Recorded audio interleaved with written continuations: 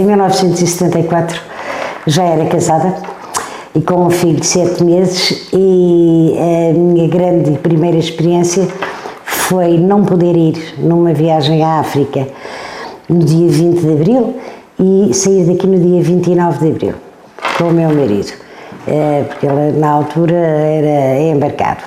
Foi um dia de muita suspense, muita alegria e sem medo nenhum, porque estava também uma pessoa que viveu muito melhor do que eu, que era o meu pai.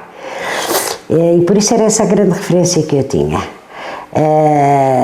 Soubemos do 25 de Abril na altura em que a minha mãe ia justamente para Lisboa trabalhar e o meu marido também ia para o navio, e foi nessa altura que soube. Pronto, e a partir daí foi um dia lindo em minha casa.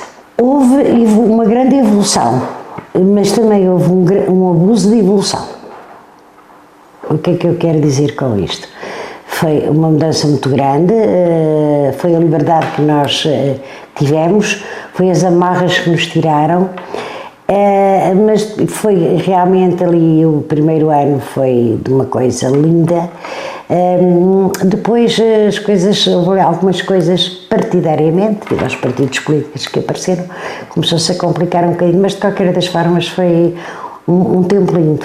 Aquela transição foi linda.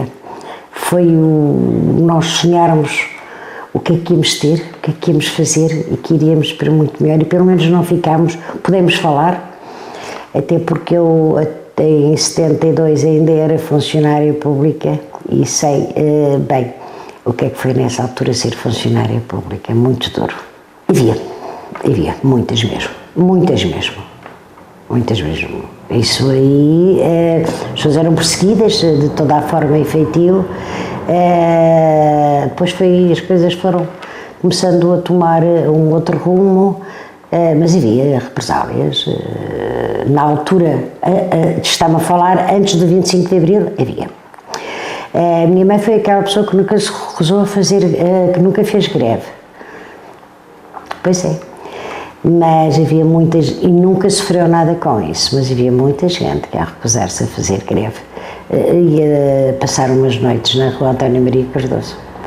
Ou, por exemplo, vou lhe dar um exemplo de 3 homens, que estavam ligados à política, estarem num café no Rossio a conversar, a beber um café e a escreverem no papel que estava em cima da mesa.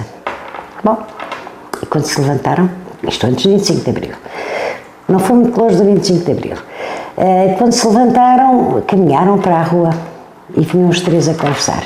2 grandes figuras políticas na altura, e o meu pai também lá estava.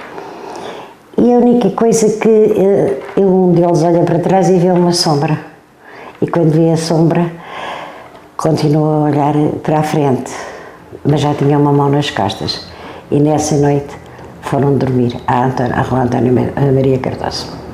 Os jovens, hoje em dia, é uma percentagem muito baixa, aqueles que acreditam o que era o 25, ou qual era a vivência antes do 25 de Abril.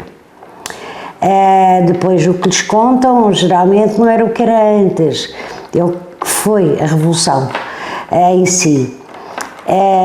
E eles não viveram o passado. Agora, quem o viveu é uma diferença brutal. Faz falta. É por isso que eu tenho 3 filhos e falamos muito. Até à mesa a conversar. Vamos a jantar. Nós estamos a fazer qualquer coisa e eles fazem uma determinada pergunta. Eu depois tenho ali uma série de explicações, que às vezes é mais fácil perguntar e dar essa explicação toda. E faz muita falta. Os jovens deviam ouvir. Não é ouvir o que era melhor ou o que era pior antes do 25 de Abril, mas docemente explicar-lhes. Também não é dizer que era muito mau e depois passou a ser muito bom ou vice-versa. Não é isso.